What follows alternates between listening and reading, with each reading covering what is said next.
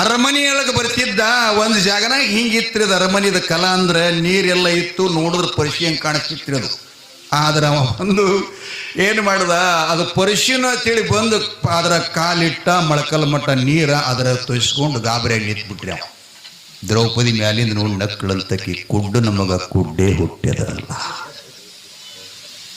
ಎಷ್ಟೇ ಶಬ್ದದಿಂದ ತನ್ನ ಹೊಟ್ಟಿಯೊಳಗೆ ಗಂಟು ಹಾಕೊಂಡು ಕೂತ್ಕೊಂಡ, ನೋಡ್ತೀನಿ ನಿನಗೋಸ್ಕರ ಸಮಯ ಬರಲಿ, ನನಗೆ ಯಾವಾಗ ನೀ ಈ ರೀತಿಯಾಗಿ ಅಪಾಶಿ ಮಾಡಿ ನಕ್ಕಿದೆ ಅಂದ್ರೆ ಇಡೀ ಭಾರತವ ನೋಡ್ಬೇಕು ನಿನಗೆ ನಾನು ಅಪಮಾನ ಮಾಡೋದಂತೂ ದುರ್ಯೋಧನ.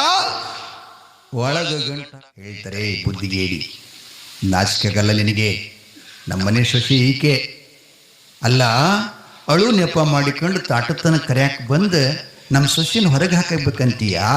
ಚಾಂಡಾಲಗಿತ್ತಿ ತೊಲಗು ನಮ್ಮ ಮನೆ ಒಳಗಿಂದ ದತ್ತು ಗದ್ದರಿಸ್ತಾರ. ಅಂಜೀರಿ ಹೌದು, ತುಣುಕನೆ ಯಾರು ತಿರ್ತೀರಿ ನೀವೆಲ್ಲ?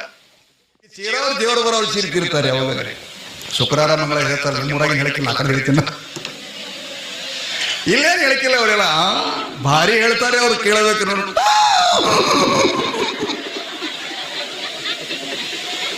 ನಾನು ಮೈಯಾಗ ಬಂದಂದ್ರೆ ಓ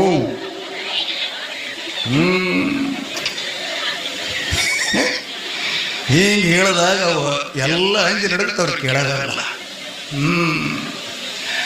ನನ್ನ ಕೊಳ್ಳ ನನ್ನ ಕುತ್ತಿಗೆ ಕೆಪ್ಪಗೆ ಮಾಡಿದ್ರೆ 3 ತಿಂಗಳದಾಗ ನಟ್ಟದ ಮುಳ್ಳ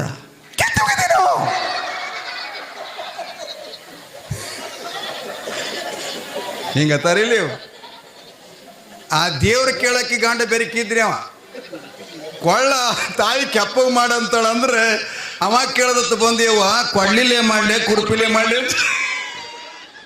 ನಮೋಗ ಸಿದ್ದೇಶ್ವರರು, ಅಮ್ಮ ಮುಂದಿನ ಜನ್ಮದಲ್ಲಿ ನೀ ಹೀಗಾಗಿ ಬಾ, ನಿನ್ನ ಸೇವೆ ಪೂರ್ತಿ ಆಗ್ತದಂತ ಹೇಳ್ತಾನೆ. ನಾನು ಇನ್ನೂ ಕೂಡ ಅರಣ್ಯದಲ್ಲಿ ತಿರುಗಾಡಬೇಕು, ಜೀವಿಗಳನ್ನು ಹುಡುಕಿ ಅವರಿಗೆಲ್ಲ ಜ್ಞಾನ ಕೊಡಬೇಕಂತ ಹೋಗ್ತಿದ್ದ. ವಾರಕ್ಕೊಬ್ಬ ಬರ್ತಿದ್ದ. ಅವರು ಬರುವವರೆಗೆ ಇವರು ಪ್ರಸಾದನ ಮಾಡ್ತಾ ಇದ್ದಿತ್ತಿಲ್ಲ. ಆಗಲೇ ಅಮೋಘ ಸಿದ್ಧನಿಗೆ ವಾರದ ಒಡೆಯರು ಅಂತ ಹೆಸರಾಯಿತು. ಎಲ್ಲ ನಮ್ಮವರಿಗೆಲ್ಲ ಅಂತಿರಲ್ಲ ಒಡೆಯರು. ಆಗ್ಲೇ ಪಾಂಡವರ ಕಾಲದಲ್ಲಿ ಕುಂತಿ ಇಟ್ಟಂತ ಹೆಸರು ಇದು. ವಾರದ ಒಡೆಯರು ಇನ್ನ ಬಂದಿಲ್ಲ, ಪಾದ ಪೂಜೆ ಆಗಿಲ್ಲ, ಪಾದೋದಕ್ಕಾಗಿಲ್ಲಪ್ಪ, ಇನ್ನ ಊಟ ಕೊಡುದಿಲ್ಲ ಅಂತ ಹೇಳ್ತಿದ್ಲಂತಕ್ಕೆ ಮನೆಯಾಗೆಲ್ಲರಿಗೆ. ಹಾಗ ವಾರದ ಒಡೆಯರು ಅಂತ ಹೆಸರಾಯಿತು. ಅಲ್ಲಿಂದ ಅಮೋಘ ಸಿದ್ದೇಶ್ವರ ತಂದೆ ಆಶೀರ್ವಾದ ಮಾಡಿ ದಕ್ಷಿಣ ಭಾರತ